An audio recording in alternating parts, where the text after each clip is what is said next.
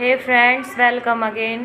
Today we will discuss about polarization vector, relation between magnitude of polarization vector and surface charge density of polarization vector, susceptibility and polarization vector, and also relation between susceptibility and dielectric constant.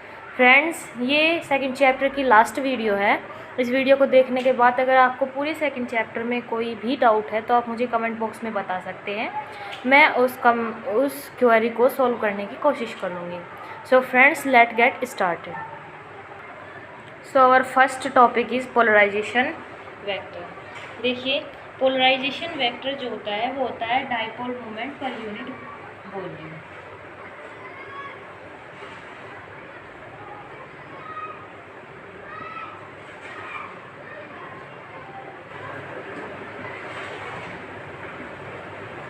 And it is represented by p vector. P vector is equals to p vector upon v, where यहाँ पे जो ये वाला p है वो क्या है, dipole moment.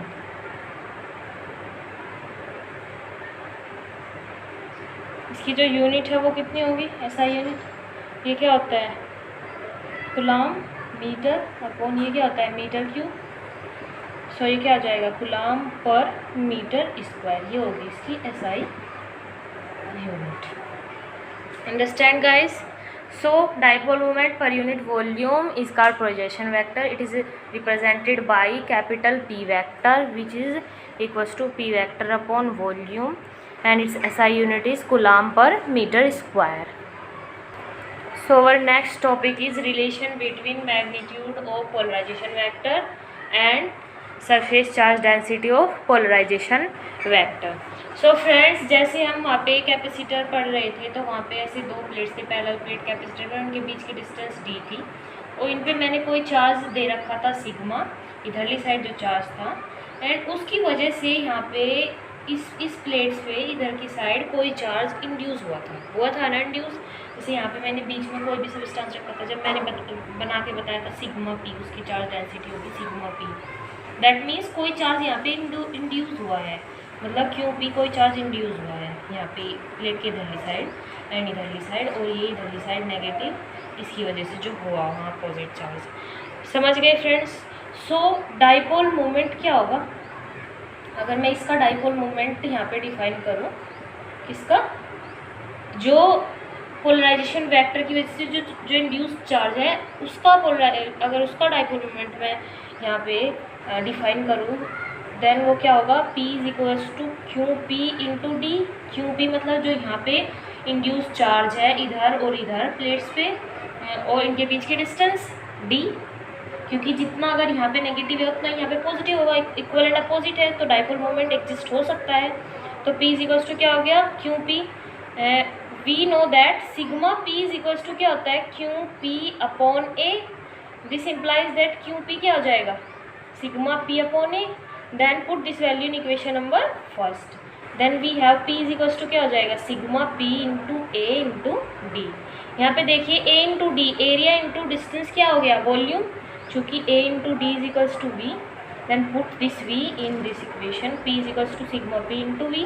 अगर मैं इस v को इसके अपॉन में ले आऊँ, p अपॉन v हो जाए is equals to sigma p। मैंने अभी पोलराइजेशन वेक्टर की डेफिनेशन पढ़ी है जिसमें मैंने पढ़ा है dipole moment per unit volume is called polarisation vector which is represented by p vector. So p vector is equals to sigma p। तो यहाँ से मुझे क्या पता चला, यहाँ से मुझे पता चला, मतलब मेरा रिजल्ट क्या आया है, मैं ऊपर लिख देती हूँ। मेरा रिजल्ट आया है p vector is equals to sigma p, ये मेरा रिजल्ट आया है। दैट मीन्स क्या मतलब है, मतलब ये है कि जो पोलराइजेशन वेक्टर का मैग्नीट्यूड है वो किसके इक्वल है, वो सरफेस चार्ज डेंसिटी के इक्वल है जो पोलराइजेशन चार्ज के थ्रू यहाँ पे आई है। Hence we can say that the magnitude of polarisation vector is equals to the surface charge density of polarisation charge. Understand friends? So friends, our next topic is susceptibility and polarisation vector.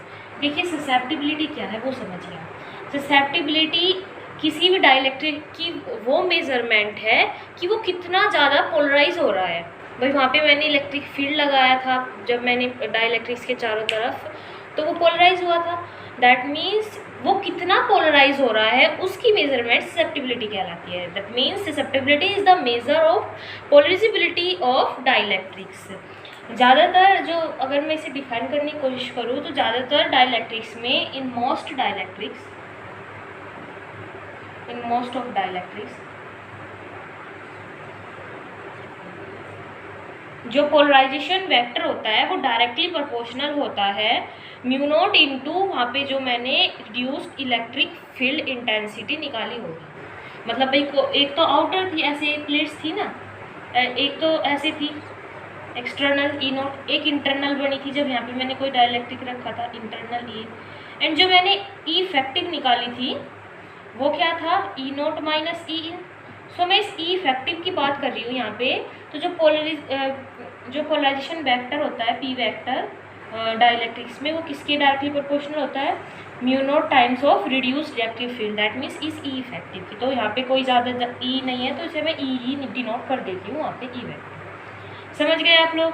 तो जब मैं ये proportionality का sign हटाऊंगी तो यहाँ पे क्या आ जाएगा, इक्वल के साथ एक कांस्टेंट आ जाएगा जो इस तरीके का होगा कुछ, और ये ही कांस्टेंट क्या होता है, यही होती है ससेप्टिबिलिटी।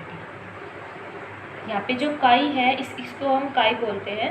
दैट मीन्स काई ई इज इक्वल्स टू क्या हो जाएगा, P vector upon epsilon not into E vector. This काई इज कॉल्ड एज ससेप्टिबिलिटी।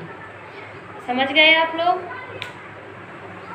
ये यूनिट लेस होती है और डायमेंशन लेस होती है, इसकी कोई भी यूनिट नहीं है।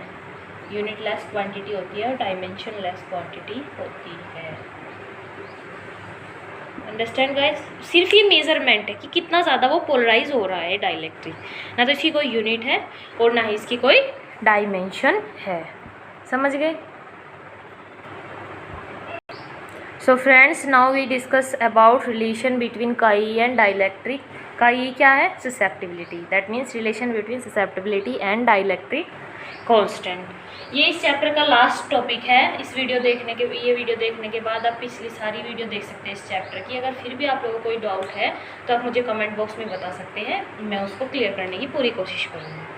समझ गए आप लोग। सो ये रिड्यूस इलेक्ट्रिक फील्ड से पता चलता है। इसका हम डेरिवेशन करेंगे ना, वो भी हम रिड्यूस इलेक्ट्रिक फील्ड से ही लेके चलेंगे। As we know, reduce electric field क्या है, पढ़ा था, जिसे मैंने ई इफेक्टिव पढ़ाया था। E is equals to E not जो एक्सटर्नल है माइनस ई पी जो पोलराइजेशन चार्ज की वजह से वहाँ पे जो इलेक्ट्रिक फील्ड इंड्यूस हुआ है वो है ई पी। समझ गए। चूँकि ई पी क्या था, sigma P upon epsilon not, and sigma P क्या है, P vector which is polarisation vector. समझ गए। सो मैं इसको यहाँ पे लिख लूँ E is equals to E not minus, पहले मैं लिख दूँ sigma P upon epsilon not, फिर इस सिग्मा पी को हटा के मैं यहाँ लिख दूँगी पी। चूँकि ये मैंने पढ़ा था कि सिग्मा पी किसके इक्वल होता है, मैग्नीट्यूड ऑफ पोलराइजेशन वेक्टर, समझ गए आप लोग। अब मुझे यहाँ पे किसी तरह ससेप्टिबिलिटी इंट्रोड्यूस करनी है, क्योंकि मैंने अभी पढ़ा है कि काई ई इज इक्वल्स टू होता है पी अपॉन एप्सिलॉन नॉट ई, पढ़ा है अभी।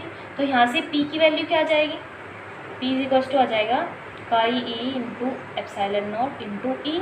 आ गई ससेप्टिबिलिटी, हो गई इंट्रोड्यूस ससेप्टिबिलिटी।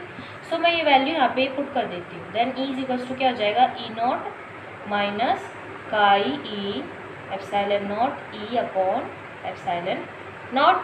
सो यहाँ से कट हो जाएगा, तो ये क्या हो जाएगा, E is equals to E not minus chi E into ई। सो मैं इसे ई नॉट को इधर ले आती हूँ, इसे काई ई को इधर ले आती हूँ, ठीक है ना। फिर दोनों में से ई कॉमन आ जाएंगे, तो मैं ले आती हूँ, तो इधर ई नॉट लिखती हूँ, मैं पलट के लिख रही हूँ इस इक्वेशन को। तो E naught is equals to क्या हो जाएगा, ई प्लस ई काई ई। सो यहाँ से मैं ई कॉमन ले सकती हूँ, E naught is equals to E 1 plus chi E आया। समझ गए। अब मैं इसे इसके अपॉन में ले आती हूँ, यहाँ पे कर देती हूँ। तो E naught is equals to E is equals to हो जाएगा 1 प्लस काई ई। और मैंने फर्स्ट चैप्टर की फर्स्ट ही शायद सेकेंड ही वीडियो में पढ़ा था कि electric field in vacuum upon electric field in any medium, इन दोनों का रेशियो किसके इक्वल होता है? डाइलेक्ट्रिक कांस्टेंट के इक्वल होता है, क्योंकि we know that E not upon E is equal to होता है K. That means dielectric constant K equal होता है इन दोनों का रेशियो। तो यहाँ से मुझे क्या पता चला? यहाँ से मुझे पता चला के इज इक्वल टू होता है 1 + काई ई। देखिए काई भी इंट्रोड्यूस हो गया और क्या हो गया? के भी इंट्रोड्यूस हो गया। That means this is the relation between electric susceptibility and dielectric constant के। आई होप गाइज आप लोगों को ये टॉपिक्स बहुत अच्छी तरीके से क्लियर हो गए होंगे और पूरा चैप्टर भी अच्छी तरीके से क्लियर हो गया होगा। मैं फिर से वही बात दोहरा रही हूँ, अगर फिर भी आप लोगों को कोई डाउट है इस पूरे चैप्टर में तो आप मुझे कमेंट बॉक्स में बता सकते हैं, मैं उसे सोल्व करने की पूरी कोशिश करूँगी। Thank you guys for watching my videos and keep supporting me.